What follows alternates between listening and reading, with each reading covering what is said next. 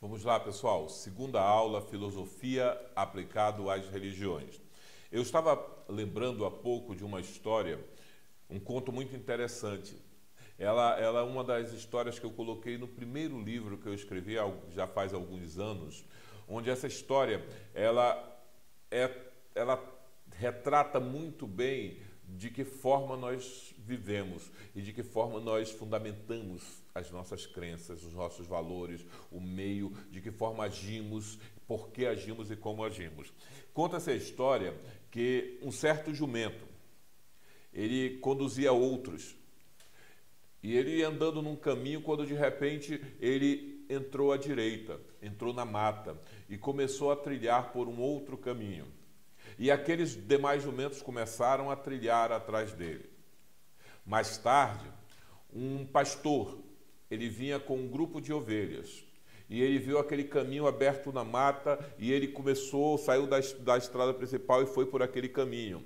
E levou as suas ovelhas por aquele caminho. Só que ele começou a reclamar que o caminho não era muito bom. O caminho não era muito agradável, o caminho não era confortável, mas ele continuou caminhando por aquele caminho com as suas ovelhas. Mais tarde, alguns homens começaram a caminhar por aquele caminho, a andar por aquele caminho. E o interessante é que todos reclamavam daquele caminho.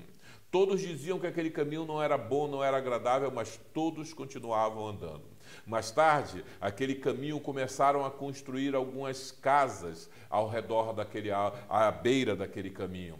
E as pessoas ali passavam e reclamavam do caminho que era alto e baixo, muitas curvas, muitas ladeiras, e continuavam andando por aquele caminho. Mais tarde, aquelas casas se tornaram um vilarejo.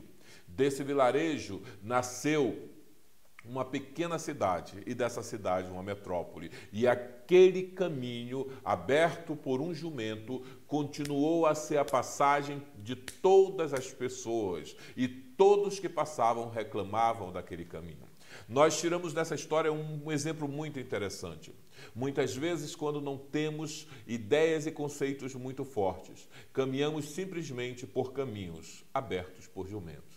Reclamamos da vida, reclamamos do meio, reclamamos da maneira como estamos vivendo, mas continuamos andando pelo mesmo caminho. Vamos pensar um pouco nisso daí, vamos refletir um pouco sobre essa ideia disso. Na nossa última aula, nós falamos sobre algumas correntes que iríamos começar a conversar sobre essa história de religião, de filosofia, amigo da sabedoria, religare, religação, trazer de volta o homem para o seu Deus que está tão afastado. Vamos ver o que é que pensavam os povos, vamos ver um pouco sobre isso. O primeiro ponto, nós vamos falar um pouco sobre a filosofia grega, né? A filosofia grega, os gregos viviam numa sociedade politeísta. A sua mitologia decantava em poemas épicos. Eles concebem um ser superior e imutável como origem e ordenador do universo, substituindo as explicações mitológicas por explicações racionais dos fenômenos, cujo substrato último estaria num Deus supremo e transcendente. Olha só, para que eu explique coisas que eu não entendo, eu vou buscar no abstrato. Os gregos começaram a dizer: nós acreditamos em vários deuses, porque existem vários deuses, mas existe um Deus supremo. E esse Deus, ele comanda todos os demais. Ele é um ser superior e imutável. Ele é aquele que ordena o universo. É mais fácil acreditar num Deus supremo e outros deuses que eu possa começar a interagir com eles, do que entender algo que é tão grande que talvez eu não possa conceber, acreditar e conviver com ele. Os romanos, eles manifestam sua rejeição pela concepção mitológica da religião civil do Estado, como meras fábulas, propagando pela adoção de uma religião natural de união da alma com o transcendente. Eu não creio no que você crê. Eu não creio no que o grego crê. Eu creio que existe realmente um Deus. E esse Deus, ele trata naturalmente as coisas. Filosofia medieval. Ela caracteriza-se pela defesa filosófica da religião cristã e pela demonstração racional da existência de Deus e de suas características. Eu venho de algo mitológico. Chego nos Romanos à busca de um ponto de equilíbrio. Existe um Deus? Sim. Ele é abstrato, mas existem coisas racionais a serem trabalhadas. E agora vem um pouco mais além dos Romanos e diz o seguinte, olha, a filosofia está aplicada à religião cristã. Deus é algo que se entende de forma racional. Ele é uma pessoa. Ele é algo que eu posso interagir com ele. Ele é o criador de todas as coisas. E aí Santo Agostinho começa a trabalhar muito bem essa ideia. Aí surge o chamado Renascimento. Com a redescoberta do mundo grego-romano, busca-se formular uma síntese dos elementos religiosos de diversas procedências, com a intervenção de descobrir um fundo religioso universal e deduzir-se uma doutrina metafísica universal. Nem tudo o que se passou era errado, mas nem tudo o que se escreveu também era certo. Nós temos que entender, e o Renascimento começa a dizer, olha, nós temos novas descobertas, nós temos novas coisas, as coisas não são tão taxativas, Deus não é esse negócio assim tão grande como se diz. E aí o homem começa a entrar em uma área de dizer, eu posso ir além, eu posso descobrir mais, mas na realidade ele não queria descobrir ou queria realmente. Ele buscava um conhecimento mitológico ou um conhecimento real. Ele buscava uma religação ou um afastamento. Ele buscava uma intimidade ou simplesmente algo superficial. Racionalismo. Começa a colocar em xeque a religião, pretendendo racionalizar o fenômeno religioso a partir da negação de qualquer revelação divina. Espera aí. Primeiro, os gregos dizem que existe um Deus supremo e vários deuses. Vem os romanos, calma aí, o negócio não é tanto dessa forma. Vamos reestabelecer essas ideias, vamos restabelecer a religião. Tá ótimo. Aí vem o Renascimento e diz, espera aí, coisas novas estão surgindo, não é bem assim. A religião não é tão essas coisas. Aí vem o racionalismo e diz, espera aí, a religião pode ser prejudicial. A religião pode ser algo não tão bom. Não é na religião que eu tenho que entender todos os fatos. É melhor deixar um pouco a religião de lado e entender a razão. Deixar um pouco a emoção e entender que tudo existe a partir da razão, daquilo que pode ser explicado de forma racional. O iluminismo, ele começou a caminhar na linha do racionalismo. Ele caracterizava-se pela negação das religiões positivas, especialmente o cristianismo, sustentando um deísmo como crença geral na existência de um ser supremo, sem que deva existir qualquer igreja ou sistema organizado de culto. Voltaire, Delan, e aí outros e outros surgiram. Voltaire e outros e outros. Bem, eu não sei se eu estou avançando ou se eu estou regredindo. O certo é que aquele Deus que parecia distante e que o homem parecia buscar uma aproximação, agora nem Deus passou a ser.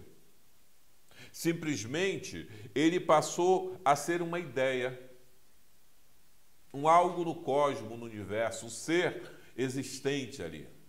E o homem continuou a caminhar nas suas ideias. Começou a continuar andando em seus conceitos. A escola sociológica pretende que o fenômeno religioso seja necessariamente social, constituindo um sistema solidário de crenças e práticas relativas a coisas sagradas, adotadas por uma comunidade. esquecendo, no entanto, que o sentimento religioso tem sua dimensão pessoal. Que tal trabalhar o coletivo? Que tal dizer o seguinte, não, olha, a religião existe, crenças existem, mas é um algo geral, é um algo muito amplo, é um algo muito coletivo. Ele não é um algo que tem que ser tratado de forma pessoal, de forma individual. Ele não é um algo a ser tratado como eu tenho um Deus na minha vida, eu tenho uma fé, uma crença muito própria dentro de mim. Não, a escola sociológica começou a dizer, vamos tratar isso de forma mais ampla, de forma mais coletiva. Aí veio a escola psicológica. Reduz o fenômeno religioso à consciência individual, surgindo do subconsciente o sentimento religioso e todas as crenças. E aí Freud começa a trabalhar nessa área, o que descartaria a possibilidade de revelação divina ao homem. O homem, ele é o que ele trabalhou, definiu para ser. Não existe essa história de que um ser divino se revela a você. Você aprende diariamente sobre você e uma revelação muito própria, muito íntima sua. Vamos pegar e fazer com que essa ideia de religião, essa consciência individual, esse subconsciente do sentimento religioso de todas as crenças, fiquem um pouco de lado para uma revelação divina. E vamos entender uma revelação individual. O homem é o seu Deus. O homem é quem define as suas crenças, as suas ideias e a forma de entendê-las. O evolucionismo, ele tem uma concepção de que as religiões evoluíram das crenças míticas, politeístas e rudimentares para as religiões monoteístas, organizadas e universais. Darwin. Essa história de que Deus criou o universo, que Deus criou o homem, que tudo surgiu a partir de um ser pensante que começou a definir todas as coisas, calma aí, não é bem assim. O universo, ele existe através de uma própria evolução dele. O homem é uma evolução natural do meio em que ele vive. Vamos pegar e parar um pouco com essas ideias rudimentares de que existe um Deus que controla todas as coisas, que faz todas as coisas, que cria todas as coisas. Tudo é fruto de uma evolução natural. O marxismo, ele começou a dizer, a concepção de que a religião é o ópio do povo, a maior das alienações, uma vez que aquilo que se atribui a Deus seria próprio da humanidade como um todo. E aí Karl Marx, trabalhou muito essa ideia. Essa história de que Deus, religião são necessárias? Não. O homem é necessário, a sua ideia é necessária, a sua ferramenta de ser, de criar, de fazer acontecer é necessário. Deus, a religião, é o ópio, é o que desgasta, é o que enfraquece as pessoas. Bem, gente, isso são ideias. Isso são pontos de vista que a história veio trazendo passo a passo. Uma hora avançando, outra hora retrocedendo. Uma hora dizendo que existia, outra hora negando a existência. Mas a história nos mostra que o homem buscou entender de alguma forma, mesmo de forma contraditória, mesmo com conceitos muitas vezes totalmente deturpados, procurou entender essa história de religião, essa história de Deus, essa história de fé. Nas suas multifacetas, nos seus múltiplos caminhos, começou a buscar um entendimento de um fato que para ele deveria ser o principal. Vamos avançar um pouco? Vamos tentar entender um pouco mais na nossa próxima aula sobre esses assuntos. Até mais, pessoal!